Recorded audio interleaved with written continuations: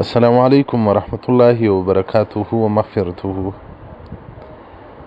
عبدالله بن عمر رضی الله تعالی عنہ فرمایي چې رسول الله صلی الله علیه وسلم فرمایلی دي: من شرب الخمر، که چا شراب وڅښل، لم تقبل صلاته 40 لیله، 40 ورځې لمونځ نه قبلیږي.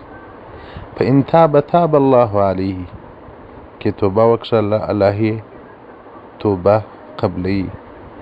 فإن عاد، که راوګرځېدی و دغه عمل ته بیا یې دغه عمل تکرار کوي، شراب یې وخوړل، کان حقا علی الله تعالی ان یسقیه من نهر الخبال، پر الله حق او لازم ده چې دغه شراب خوره ته به د نهر خبال څخه څښل ورکوي. صحابه کرام ورته وویل: یا رسول الله ما نهر الخبال، دا د خبال نهر وله کومه ده؟ رسول الله صلی الله علیه وسلم څه ورته وایي؟ سدید اهل النار، د دوزخیانو زخمونه دي.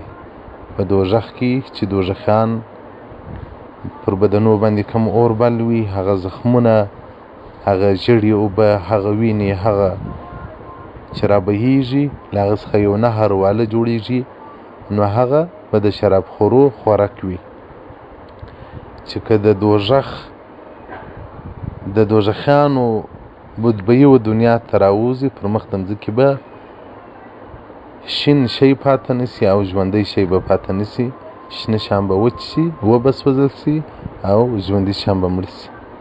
نو هغه څوک چې شراب خوري د هغه دغه سزا ده. او دغه رنګ بل روایت کې د عبدالله بن عمر رضی الله عنه څخه روایت دی چې رسول الله صلی الله علیه وسلم فرمایلی دي: من شرب الخمر، که چا شراب وڅښل، 40 ورځې لمونځ نه قبلیږي. فإن مات فی الأربعین، که په دا 40 ورځو کې که مړ سو، دخل النار، دوزخ ته به ولاړ سي. ولم ینظر الله الیه، الله په نظر د رحمت ورته ونه ګوري. الله جل جلاله چې چاته په نظر د رحمت نه وګوري، هغه دوزخي دی، دوزخ ته به ځي، د هغه د جنت وارې سره تیر دي. او دغه رنګ د عبدالله بن عمر رضی الله تعالی عنه څخه روایت دی چې رسول الله صلی الله علیه وسلم فرمایلی دي: لعنت الخمر وشاربها وساقيها وعسيرها ومعتصرها وبائعها ومبتاعها وأكل ثمنها وحملها والمحمولة إليه. رسول الله صلی الله علیه وسلم شراب خور په لعنت کې دي، چښونکی په لعنت کې دي، وروړونکی په لعنت کې دي، هغه چې جوړوي، کې خرڅي، کې رانیسي، او هغه چې د دوکانه یې ورته راوړي، ورته رااخلي، دغه ټول په لعنت کې دي. الله جل جلاله دې مو وساتي. نو محترمینو، د شراب خورو دومره ستر عذاب دی، اجتناب وکړئ د عظیمو ګناهونو څخه. د پرون ورځ په یو ځای کې دوا مې راست، هغه زما خوری یتیم، دغه دوا مې راستل. نو مې اجن رحمت چې پیسې راوړلې، دلته د دغه دواخانې سره شرابخانه ده. دا ما څنګه وپېژندلی؟ وخت مې دغه یتیم خو نو ډېر وار دا ډاکټر ته وروستلی دي.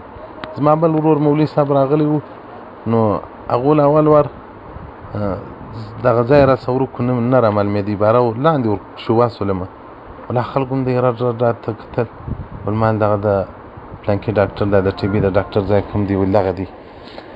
نو باره ول زه چې راپورت سوم، یوه نفره ته ول مولوي صاحب دا خو شرابخانه ده. نو دا بیا چې د ما ته راوښول، بیا چې په زه ورغلمه، دا خلک مې لیدل، دا چې په کڅوړو په تیلیو کې بېشان را ایستل، قسم قسم خلک ورته راتلل. نو پرون چې ده دوا رااخیستې وایي، څو پیسې په هغه پسې ورغلي وې، نو هغو زه پیسې درته راواخلم، د پیسې نسته را سره. نو زه چې راتېرېدم، هغه نفر مې ولیدی چې له غار راووتې، ده ته مال دا د شرابخانې ورکوي، د لوی مال ما بېرته یې واروړه. هغه نو ده ته لږ چې دغه تکلیف چې دا بېرته یې واروړه. نو باره بیا مال داسې هلته سویچ بورډ کې کښېږده، په دې باندې د خوراک شیان مه رااخلي. دا د شراب که څه هم په دې کې خو زموږ څه مشکل نشته، پیسې دي، که د شراب دي، که د هر څه پیسې دي، خو زموږ پر میډیکل باندې پیسې پاتې سوې، پر دواخانه هغه موږ ته پیسې راکړي. هغه که د شرابي سره اخیستي، موږ ته څه مشکل نه ده، موږ ته خو د میډیکل تر لاسه راووتلې. خو تقوا دا ده چې په دې شیانو کې ډېر احتیاط وکړي. نو هغه څوک شراب خوري، هغه څوک شراب کور ته راوړي، د الله څخه دې وبېرېږي. داسې به ډېر ورڼه‌يي شراب په کور کې پراته وي، داسې ډېرو خوندو ماته شکایتونه کړي دي چې نارینه مو شراب خوري. نو که غواړئ چې د دوزخ ټیکهداران جوړ شئ نو پسې وهئ استي. او دغه رنګه د عبدالرحمن بن ابي نعیم څخه روایت دی.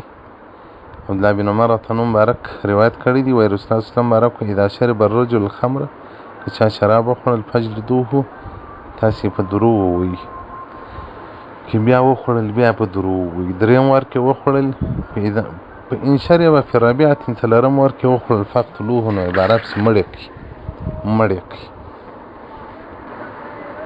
او دغه رنګه د عبدالله بن عمر رضی الله عنه څخه روایت دی، یوم القیامت شارب الخمر، په ورځ قیامت په شراب خوره د الله حضور ته راوړل شي، مسودن وجهه، مخ به تک توري، مزرقة عیناه، سترګې به تک شنې، د یوه طرف ته کوږ وي، ژبه به پړسېدلې وي، یسیلو لعابه علی صدره، پر دغه سینه بې ناوړې رابهیږي، ټول خلک به ورباندې پوهېږي چې دغه دی مردار خور دوزخ ته دننه باسي.